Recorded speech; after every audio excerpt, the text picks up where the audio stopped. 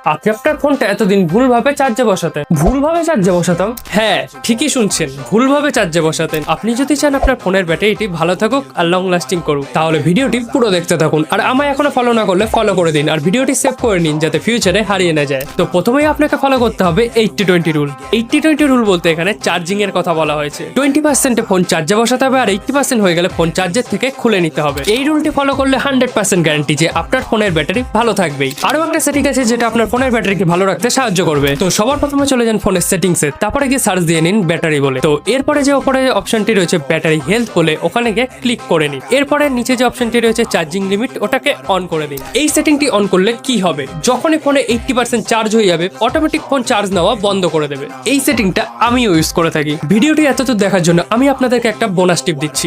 মাসে অন্তত একবার করে ফোনটাকে রিস্টার্ট করুন। এইটুকু তো করাই যেতে পারে। ভিডিওটি আপনার সমস্ত বন্ধুকে শেয়ার করে দিন, আর শেয়ার করলে আপনার ফোনের 1% চার্জ যাবে না, কিন্তু আমার কিছু ফলোয়ার্স বেড়ে যাবে।